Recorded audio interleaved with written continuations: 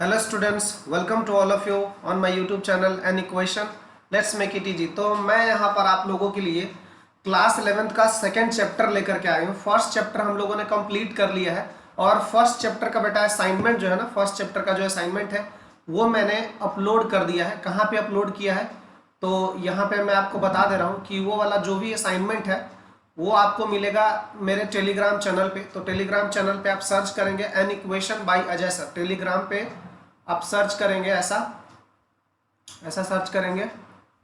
ये मेरा pen, an equation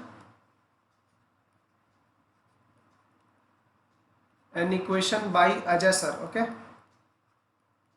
तो ये चैनल आप टेलीग्राम पे सर्च करेंगे तो यहाँ पे मैं अपलोड कर दिया हूँ। ठीक है, अगर आपको नहीं मिलता है वहां पर तो आप मुझे पर्सनली टेलीग्राम पे मैसेज कर सकते हैं 8437184275 पे। यहाँ पे आप मुझे कर सकते हैं। मैंने काफ़ी बेहतरीन क्वेश्चन जो है असाइनमेंट में जो है अपलोड कर दिया है, पीडीएफ उसका अपलोडेड है। ठीक है, ओके। तो चलिए चैप्टर नंबर 2 है रिलेशन फंक्शन। ठीक है, रिलेशन फंक्शन के बारे में बात करते हैं। तो क्या है रिलेशन फंक्शन? एक्चुअली देखिए, रिलेशन क्या होता है, आम जिंदगी में जो हमारे साथ भी रिलेशन है, तो कभी भी रिलेशन होने के लिए जरूरी क्या है कि हमारे साथ किसी का रिलेशन हो।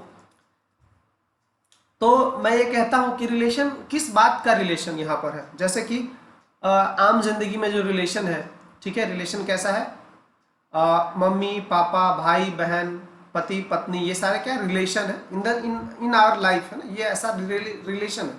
तो रिलेशन होने के लिए दो लोगों का होना जरूरी है। ठीक है, मेरा रिलेशन किसके साथ है? आपके साथ है मेरा रिलेशन। कैसे है? क्योंकि मैं आपको पढ़ाता हूँ। ठीक है, मेरा रिलेशन मैथमेटिक्स के साथ है। ये कैसे रिलेटेड है? ऐसे है कि मैं मैथ्स पढ़ाता हूँ। ठीक है, तो ये भी एक रिलेशन है। ठीक है, मेरा इस गेट से क्या रिलेशन है? इस गेट से मेरा ये रिलेशन है कि ये गेट मेरे से इतनी दूरी पर है। ठीक है, तो ये भी रिलेशन है। ठीक है, तो यहाँ पर बेसिकली हम लोग क्या पढ़ने वाले हैं इसमें, देखिए सबसे पहले तो जो भी हम बात कर रहे हैं ये रिलेशन, अब इसको बताने का तरीका क्या होता है। जैसे मान लो कि ए एक चीज है और वो रिलेटेड है बी से। ठीक है, कुछ इस तरीके से रिलेटेड है, तो इसको बोलने का तरीका होता है ए रिलेटेड टू बी। ठीक है, ए रिलेटेड टू बी। ठीक है, इसके ऊपर हम बाद में बात करेंगे। सबसे पहले बात करते हैं कि ऑर्डर्ड पेयर क्या होता है। तो ऑर्डर्ड पेयर क्या होता है, जैसे मैं यहाँ पे लिख रहा हूँ ए कॉमा बी, ऑर्डर पेयर को ऐसे लिखते हैं। ठीक है, ए कॉमा बी ऐसे लिखते हैं ऑर्डर पेयर को। This is order pair. ये क्या है? Order pair. और इसके लिखने का तरीका होता है, ये जो स्मॉल ब्रैकेट है इस ब्रैकेट से लिखा जाता है और यहाँ सेपरेट किया जाता है कॉमा से। तो दिस इज ऑर्डर्ड पेयर। ठीक है, ये क्या है? ऑर्डर्ड पेयर है। तो ये ऑर्डर पेयर में ऑर्डर इंपॉर्टेंट है ना, ऑर्डर्ड पेयर में इसका नाम क्या है?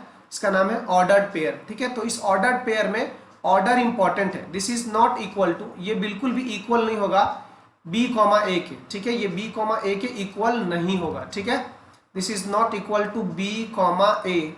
और एक और इंपॉर्टेंट बात, ये ए कॉमा बी, ठीक है ना, ये ए कॉमा बी जो है और ऐसा ए कॉमा बी, इन दोनों में बहुत बहुत बहुत बहुत डिफरेंस है। ठीक है, ये दोनों एक नहीं है, ये है सेट के अंदर का एलिमेंट। ठीक है, और ये ऑर्डर्ड पेयर है ए कॉमा बी। ठीक है, this is ordered pair A comma B और ये सेट है जो ए और बी को बता रहा है। ठीक है, आई होप ये डिफरेंस तो आपको बहुत पहले से ही मालूम है। ठीक है, ये डिफरेंस आपको बहुत पहले से मालूम है। यहाँ पे देखिए, Cartesian product of two sets क्या होता है।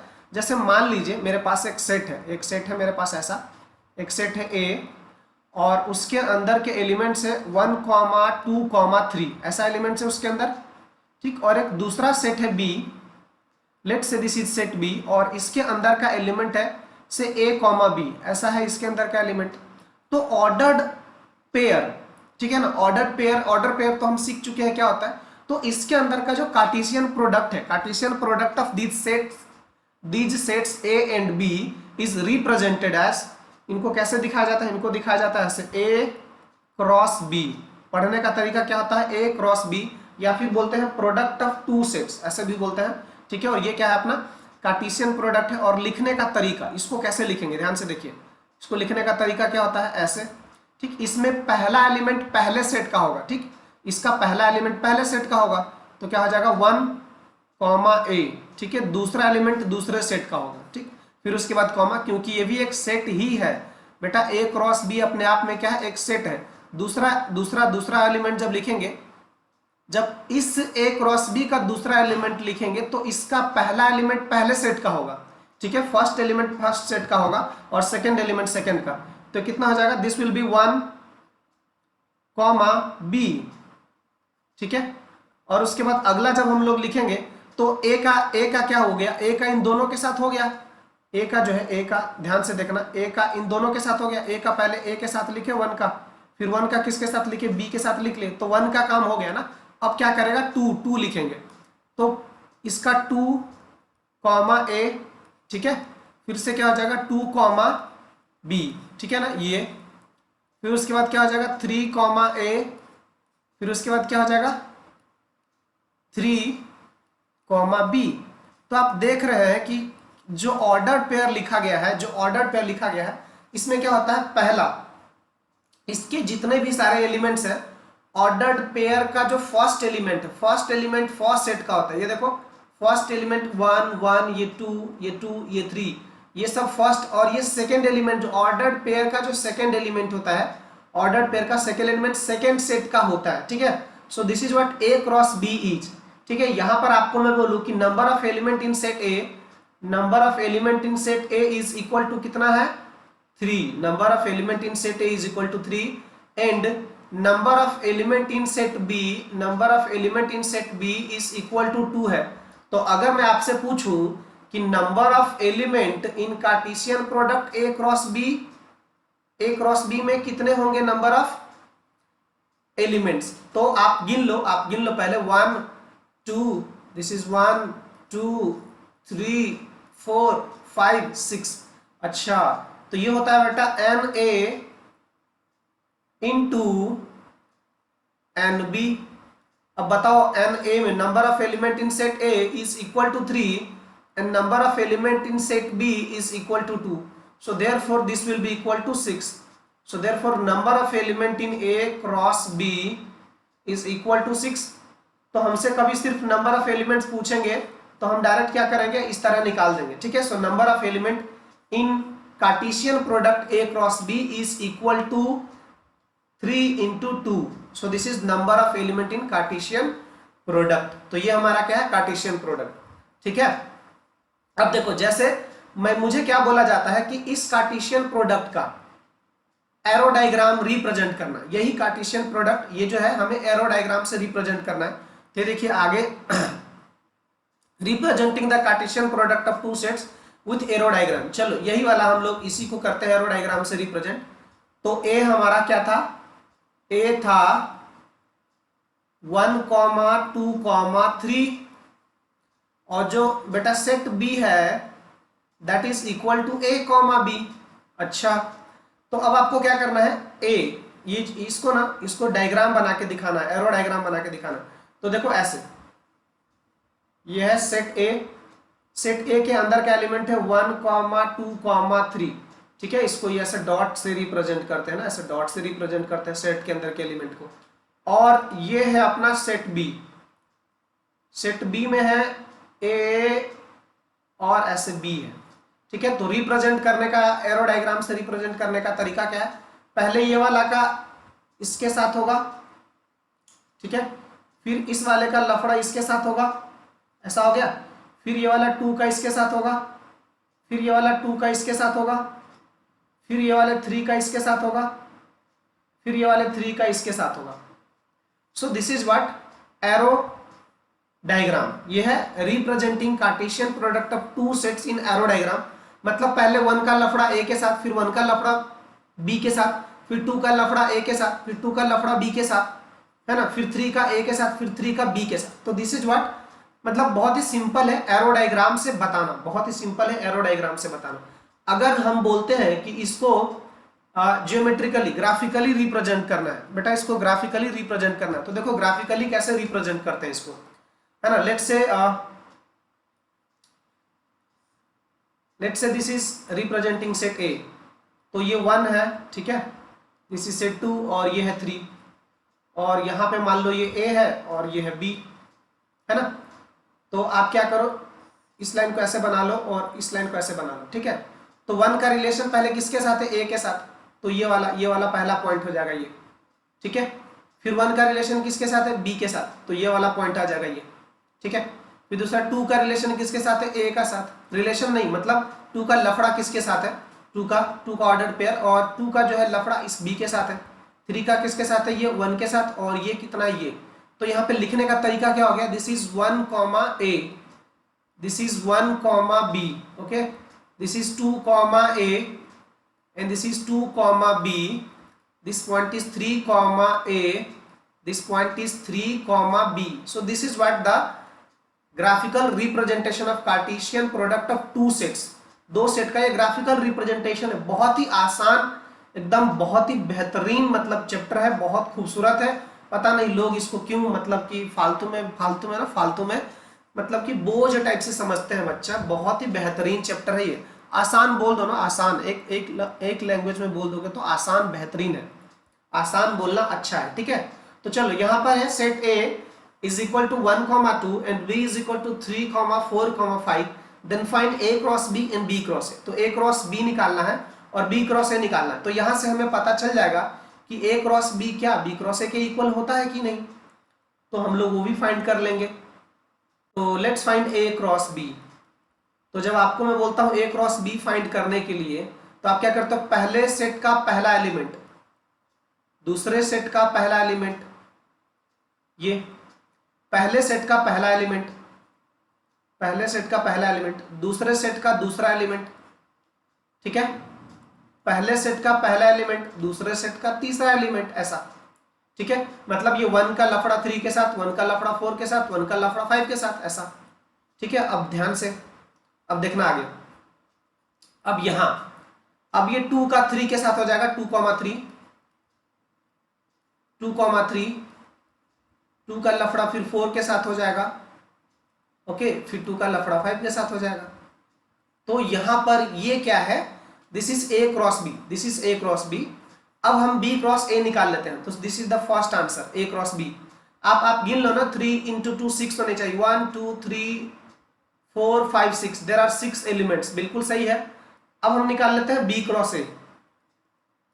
B क्रॉस A निकालोगे तो पहला सेट B है ना, यहाँ पर ध्यान देना, तो 3,1 हो जाएगा ये, 3,1, ठीक है। फिर उसके बाद हो जाएगा 3,2, फिर उसके बाद ये पहला सेट है आपका, B पहले लिखा है ना, तो B पहला सेट है, तो पहले सेट का पहला एलिमेंट है ना, जो पहला सेट होगा ना उसका फर्स्ट एलिमेंट हमेशा पहले सेट का होगा। So now this will B 4,1, 4,2 and बस हो गया ना 4 के साथ। Now 5,1 and 5,2। सो ये है आपका A क्रॉस B। इसका मतलब कार्टेशियन प्रोडक्ट जो है कम्यूटेटिव लॉ को फॉलो नहीं करता है। A cross B is not equal to B cross A। तो यहां पर हम लिख सकते हैं, कंक्लूड कर सकते हैं बात को कि A cross B is not generally equal to B cross A, है ना, B क्रॉस A के इक्वल नहीं है। अब आपको बोला जा रहा है कि A क्रॉस A निकालो, तो चलो A क्रॉस A भी निकाल देते हैं। A क्रॉस A का मतलब क्या है बेटा, A क्रॉस A का मतलब ध्यान से सुनना, A का उसी के साथ कार्टेशियन प्रोडक्ट बोल रहा है लेने के लिए। तो A cross A is equal to कितना हो जाएगा, 1 का 1 के साथ लोगे तो यही हो जाएगा 1,1। आप ना ऐसे लिख लो ना, ऐसे लिख लो A इज इक्वल टू कितना है 1,2, और यहां पर जो दूसरा सेट है ना वो भी यही वाला सेट है, और ये भी क्या है 1,2। तो पहले सेट का पहला, तो 1 का 1 के साथ 1,1, 1 का फिर 2 के साथ, so this will be 1,2, okay. And then 2 का 2,1 एंड देन 2,2। सो ये हो गया क्या, A cross A, this is A cross A। अब यहां पे आपसे बोला जा रहा है, जो 4th नंबर क्वेश्चन है वो बोला जा रहा है A क्रॉस A। बात को ध्यान से समझिए, A क्रॉस A, ये है ऑर्डर्ड पेयर। ये क्या है, ऑर्डर्ड पेयर। अभी जो हम लोग लिखने वाले हैं उसको देखिए क्या बोलेंगे। इसको हम लोग ऐसे लिख सकते हैं, A क्रॉस ए क्रॉस ए, ऐसा। तो ए क्रॉस ए हम लोग पहले फाइंड कर चुके हैं, है ना। सो this is set A. Set ए क्या है? Set A is 1,2, set A is set A is 1,2, ठीक है ना। दिस इज सेट ए। और ए क्रॉस ए का भी हमें मिल चुका है, दैट इज 1,1, ठीक है। 1,2, 1,2, 2,1 एंड देन 2,2, ठीक है। अब क्या करना है, यहां पर ये दो सेट हो गया, तो इन दोनों सेट का फिर से कार्टेशियन प्रोडक्ट निकाल देते हैं। इन दोनों सेट का फिर से कार्टेशियन प्रोडक्ट निकाल देते हैं। तो यहां पे देखिए, अब ये अपने आप में एक सेट है और ये वाला दूसरा सेट है। तो पहले सेट का पहला एलिमेंट 1 है, दूसरा सेट का पहला एलिमेंट ये है, ठीक है ना। तो ये क्या हो जाएगा, ये क्या हो जाएगा, देखिए ध्यान से, ये हो जाएगा 1,1,1, ठीक है। अब फिर ये 1 इसके साथ आएगा, सो दिस विल बी 1,1,2, ओके। अब ये वाला 1 फिर इसके साथ आएगा, फिर ये वाला 1 अब जो है आपका इसके साथ आएगा, तो दिस विल बी 1,2,1, ओके। अब ये 1 का काम अभी भी नहीं हुआ, तो अब ये वाला 1 जो है इसके साथ आएगा, सो दिस विल बी 1,2,2, ओके। अब क्या करना है 2 का, इसी के अंदर मैं लिख रहा हूं नीचे, बेटा नीचे लिख रहा हूं। सो 2 का क्या हो जाएगा, 2,1,1। अब ये वाला 2 इस सेट के साथ आएगा, इस एलिमेंट के साथ आएगा, तो this will B 2,1,2, okay.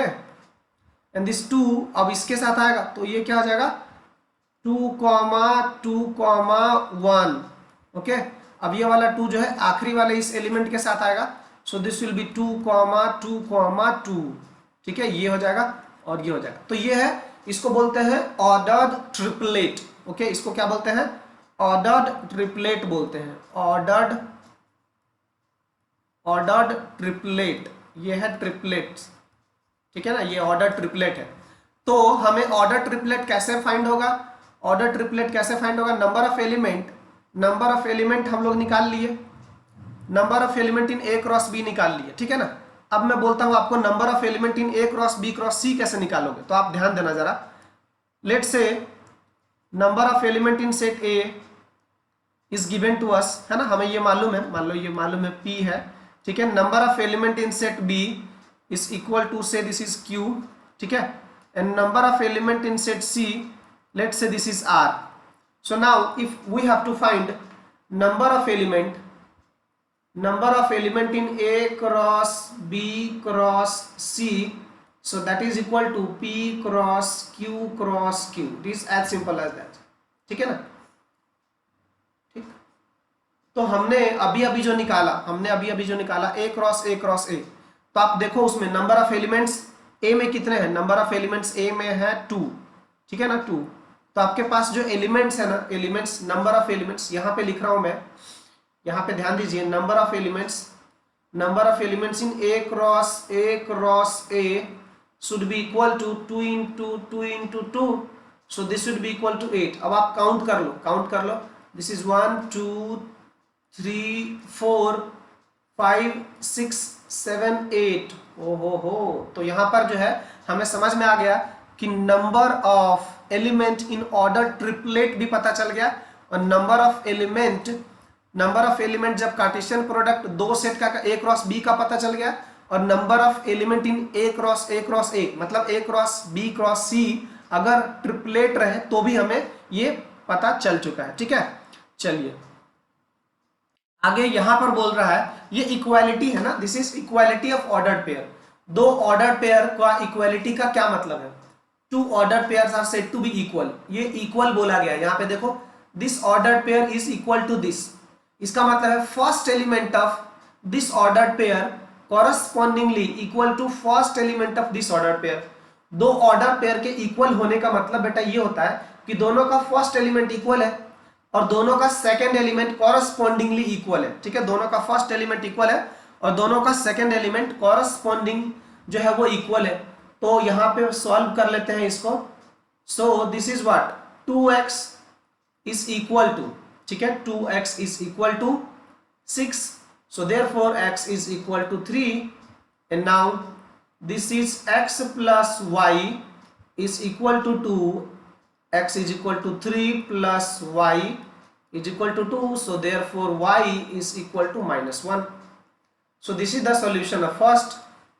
Now the second one is similarly this is first element is equal to first element of this set, second element is equal to second element of this set. Okay, you have to find this. This is your homework. You please find this. This is very simple as it is. Okay, now relations. अब आ जाते हैं, बात relation का करते हैं ना, बात relation का करना था, ठीक है। अभी तक जो भी बात की है that was based on cartesian product. So देखो बेटा, रिलेशन क्या होता है, दो सेट है हमारे पास, देखो ध्यान से, दो सेट है। Let's say this is set A, let's say this is set ए, और ये सेट कुछ ऐसा है।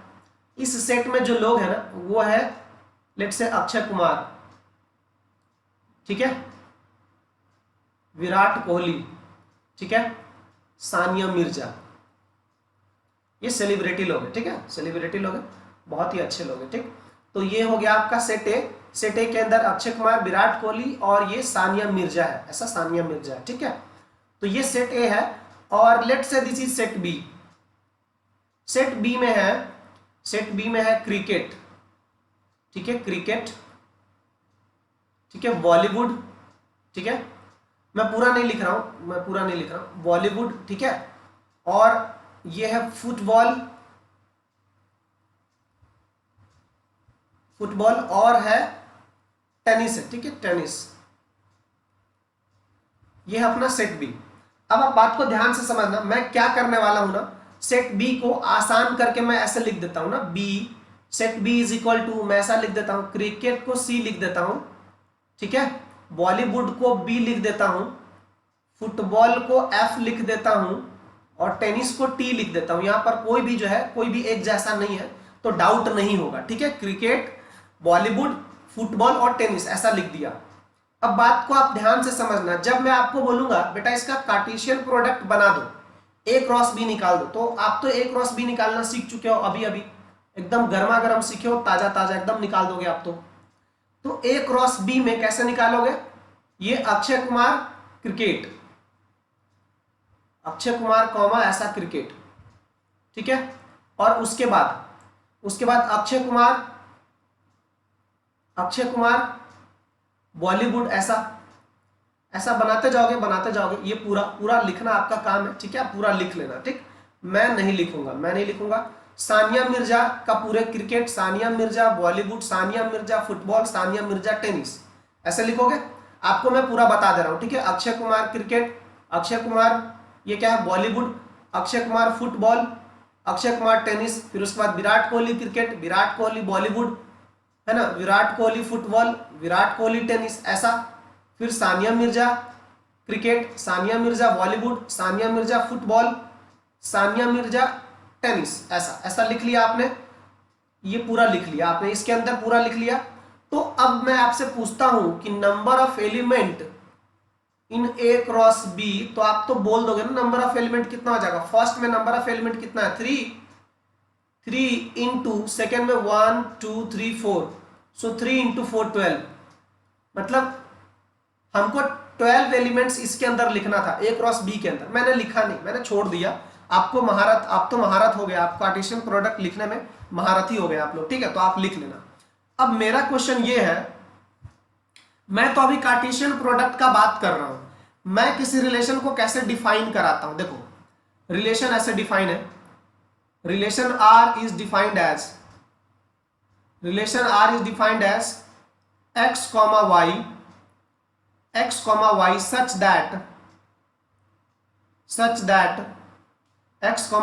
that x is related to y, ऐसा बोल दिया मैं, x is related to y, ठीक है। ये relation I am defining this relation from A to B, इस रिलेशन को मैं ए से बी में डिफाइन करा रहा हूं, ठीक है। यहां पे मैं लिख दूंगा x belongs to A and y belongs to b। यहां पर ध्यान से समझिएगा, ठीक है। रिलेशन है, रिलेशन कुछ ऐसा है, रिलेशन को डिफाइन करा दिया x, y such that x is related to y where x belongs to a and y belongs to b। तो अब मैं क्या करने वाला हूं, इस रिलेशन के अंदर जो जो लोग आने वाला है, क्या अक्षय कुमार क्रिकेट के साथ रिलेटेड है? नहीं, ठीक है, अक्षय कुमार क्रिकेट के साथ रिलेटेड नहीं है। क्या अक्षय कुमार बॉलीवुड के साथ रिलेटेड है, जो ये रिलेशन बोल रहा है? So I will be writing R, I will be writing relation R, okay, I will be writing relation R is equal to, relation R is equal to Akshay Kumar comma Bollywood, this is a relation, okay. now Virat Kohli is related with cricket, okay, so Virat Kohli comma cricket, this is a relation। and now Virat Kohli हो गया। Sania Mirza is related with what? Cricket, Bollywood, football, tennis, है ना, tennis. Then Sania Mirza is related to tennis, so this is a relation. तो relation को define कैसे कराते हैं? Relation is defined as from a non empty set A to B such that कुछ इस तरीके से डिफाइन करा जाता है कि उन दोनों के बीच में कुछ रिलेशन, हमने क्या किया, उन दोनों के बीच में एक रिलेशन एस्टैब्लिश कर दिया, कि x is related to y। यहां पे x, अब देखो ना, यहां पे क्या है, Akshay Kumar related to Bollywood, Virat Kohli related to cricket, Sania Mirza related to tennis. अच्छा, तो अब मैं इस बात को कंक्लूड करता हूं। आपने A क्रॉस B में 15 एलिमेंट्स लिखे थे, there were 15 ordered pair in A cross B in the Cartesian product of A cross B. In the relation now we are having only 3 elements. So basically I should say, मुझे यहां पर एक बेहतरीन बात आपके सामने रखना चाहिए, and that is relation is subset of Cartesian product A cross B। बेहतरीन बात, बहुत ही बेहतरीन बात। अच्छा, मतलब कि रिलेशन के सारे एलिमेंट कार्टेशियन प्रोडक्ट में होंगे, क्योंकि ये तो मैं कार्टेशियन प्रोडक्ट से ही उठा के लाया हूं। अब इस रिलेशन को मैं क्या करता हूं, एरो डायग्राम से दिखाता हूं। इस रिलेशन को आपको क्या करता हूं, मैं एरो डायग्राम से दिखाता हूं। तो बेटा ध्यान से देखना जरा। Let's say this is set A. Set A में कौन कौन था? Akshay Kumar, Virat Kohli and Sania Mirza, okay. Set B में कौन कौन है? सेट बी में क्रिकेट, बॉलीवुड, फुटबॉल और टेनिस। तो यहां पर हम लोग जो डायग्राम बनाने वाले हैं, arrow diagram, that is of relation का डायग्राम, एरो डायग्राम बना रहे हैं। तो अक्षय कुमार किसके साथ रिलेटेड है? बॉलीवुड के साथ, ओके। विराट कोहली क्रिकेट के साथ, सानिया मिर्जा टेनिस के साथ। So this is a relation, this is a arrow diagram of this relation. इस रिलेशन का एरो डायग्राम ये है। तो अब ये जो रिलेशन है, बेटा ध्यान देना, ये जो रिलेशन है, इस रिलेशन में एक टर्म है domain. What is domain of this relation? So first element of the relation, first element of ordered pair of the relation is called domain of this relation, ठीक है। What was the relation? अब यहां से फिर से मैं relation लिख लेता हूं। Relation is equal to, relation set is equal to Akshay Kumar comma Bollywood, okay, then Virat Kohli comma cricket, okay, then Sania Mirza comma tennis. So this is a set of relation. ये एक रिलेशन का सेट है, ये रिलेशन हो गया। इसका मतलब क्या है? इसको लिखने का तरीका पता है क्या होता है? Akshay Kumar is related R, और ये इसको पढ़ने का तरीका होता है Akshay Kumar related to Bollywood, ठीक है। Virat Kohli related to cricket, ऐसा, ठीक है। Sania Mirza related to tennis, in this way we can write. और लिखने का तरीका ये भी होता है Akshay Kumar comma Bollywood is element of relation R, belongs to relation R, this belongs to relation R. So this is the way to write this. Now I am asking what is the domain of this relation R? What is the domain of this relation R. So represent करने का तरीका क्या होता है, ऐसे लिखते हैं इसको, डोमेन ऑफ रिलेशन। डोमेन का मतलब होता है first element of this ordered pair. First element of ordered pair of this relation is known as domain. So domain is the collection of first element of the ordered pair of this relation। इस relation का domain चाहिए तो इस relation के अंदर जितने ordered pair है उसका फर्स्ट एलिमेंट का कलेक्शन। अच्छा, तो ये हो जाएगा अक्षय कुमार, विराट कोहली, सानिया मिर्जा, ये क्या हो जाएगा बेटा, domain of this relation R. अब यहां पे बात आता है कि range of relation R. Relation R का रेंज क्या होगा, रिलेशन आर का रेंज होगा collection of second element of ordered pair of this relation R. Collection of second element of ordered pair. तो सेकेंड एलिमेंट में कौन कौन है बेटा, सेकेंड एलिमेंट में क्या है, बॉलीवुड, क्रिकेट और tennis. So this is what range, this is what range. But आपसे पूछा जाए कि कोडोमेन क्या होता है, कोडोमेन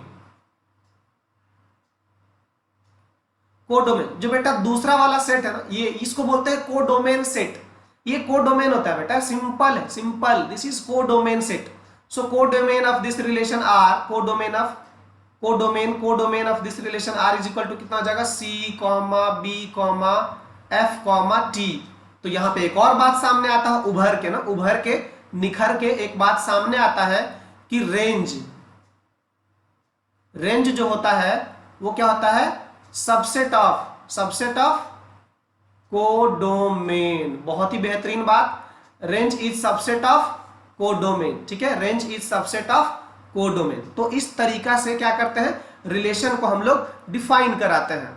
चलिए आगे, यहां पे बोल रहा है let a is equal to 1, 2, 3, 4, 5 define the relation R from set A to A। No, A का रिलेशन A से A में ही रिलेशन दिखाओ बाई अ रिलेशन को यहां पे डिफाइन किया गया है। बेटा रिलेशन है क्या, x और y में क्या संबंध है, तो x और y में ऐसा संबंध है कि y is equal to x plus 1 होता है। अब बात को ध्यान से समझना, we are going to write this relation, okay, we are going to write this relation capital R is equal to बेटा y इज इक्वल टू। अब देखो आप क्या क्या ले सकते हो, x कैन बी, क्योंकि x और y आप इसी सेट से लोगे ना, तो अगर आपका x 1 हो गया, x plus 1, if x is equal to 1 then y is equal to 2, if x is equal to 1 then y is equal to 2, so I'll be writing 1, 2, okay, if x is equal to 2, y is equal to 3, okay, if x is equal to 3, y is equal to 4, अच्छा, if x is equal to 4, y is equal to 5, if x is equal to 5, y is equal to 6। बेटा क्या मैं x का value 6 ले सकता हूं, if I am going to take x is equal to 6, अगर मैं x is equal to 6 ले लिया तो y will be equal to 6 plus 1 is equal to 7 and 7 is not the part of this set, 7 तो इस set का part ही नहीं है। so therefore this is the relation, यही हमारा रिलेशन है। ये रिलेशन का ये एक्चुअली क्या है ना बेटा, this is the set builder form of relation and this is the tabular form of this relation। इसमें क्या कर दिए, एलिमेंट्स का लिस्ट बना दिए। इसका मतलब क्या है, ये रिलेशन के अंदर ये जितने सारे एलिमेंट्स हैं ये सब इस रिलेशन को डिफाइन कराएगा, तभी इस रिलेशन में वो है। ठीक है, तभी इस रिलेशन में वो है। ठीक है, तो आपका नेक्स्ट है, बोलता है depict this relation with arrow diagram. तो एरो डायग्राम बना देते हैं इसका। This is set A and this is set A, relation A से A में ही है। so this is 1, 2, 3, 4, 5, 6, ऐसा ये पूरा बड़ा सा बना लेते हैं। this is 1, 2, 3, 4, 5, 6। अब ये 1 किसके साथ रिलेटेड है, 1 इज रिलेटेड टू 2, 1 का रिश्ता नाता 2 के साथ है, 2 का रिश्ता नाता 3 के साथ है, 3 का रिश्ता नाता 4 के साथ है, 4 रिलेटेड है 5 के साथ, और 5 रिलेटेड है 6 के साथ। So this is the arrow diagram of this relation. अब बोल रहा है write the codomain, write the domain of this relation R. तो बेटा डोमेन लिख दो रिलेशन का। डोमेन को लिखने का तरीका DOM लिख के ऐसा लिख दो, domain of this relation. Domain of relation is collection of first element of ordered pair of this relation. So this will be domain will be equal to 1 comma 2 comma 3 comma 4 comma 5. okay, this is the 5 and 6, नहीं 5 only, this is 5 क्योंकि 6 क्या है, 6 नहीं है हमारे relation में, ठीक है, 6 हमारे रिलेशन में नहीं है। so this is what the domain. now range of this relation R will be equal to second element of ordered pair of this relation. so second element, that is 2 3, so this will be 2 3 4 5 and 6. okay, so in this way we can find the domain and range. okay, तो आज का video यहीं पे करते हैं, इसके बाद next part में हम लोग आगे का डिस्कशन करेंगे। ओके